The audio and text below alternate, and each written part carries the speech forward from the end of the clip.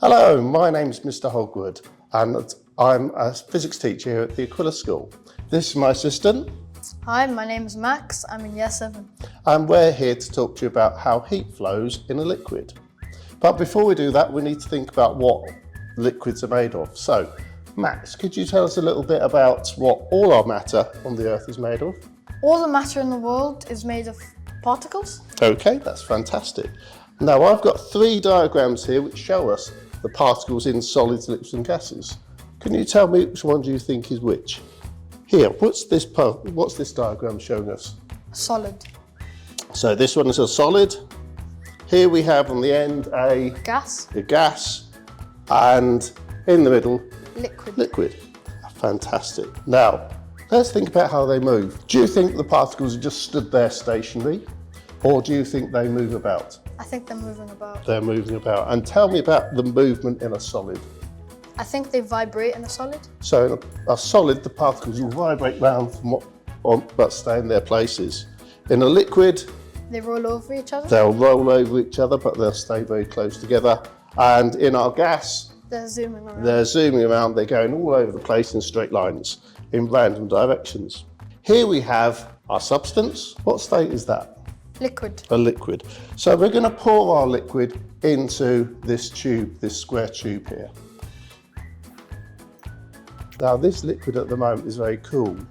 So what we're going to do, once it's full up, we're going to try and heat up the liquid by heating it with a candle in just one corner.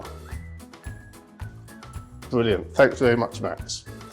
Okay, so Max, can you now add some heat to it just in this corner with the candle? Perfect. Now the heat that we're adding here is going to affect the way the particles are moving around. So remember, in our liquid, the particles are moving around over each other. What do you think happens to the motion of the particles when they get hotter? I think they'll spread out and they'll get less dense. I think they're going to get quicker. So the speed of them, they're going to get much quicker. And because they get much quicker, they're going to need more room. And if they need more room, they're going to spread further apart and the liquid is going to expand. When it expands, the density, what's it do? Will decrease. Will decrease. And we know that things with a lower density will float. So our hot liquid down here is going to float up and our cooler liquid is going to come down and replace it. And as our cooler liquid replaces it, that too is going to get heated up. And we're going to get a convection current. Can we see it at the minute? Nope.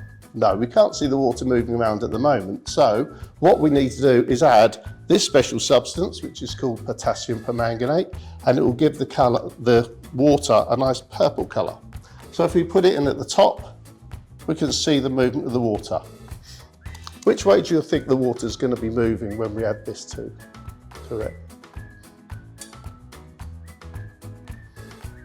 So you can see, I think it's going to go to the left. this is the convection current moving around. The hot liquid is moving up because it's less dense.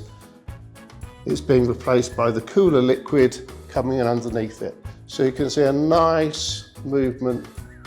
And as we're going around, the liquid is going to get hotter. Okay, so this convection current is how heaters heat up rooms in cold countries. And here in the UAE, where we've got our air conditioning, it's how the hot gases and the cool gases move around our room for air conditioning.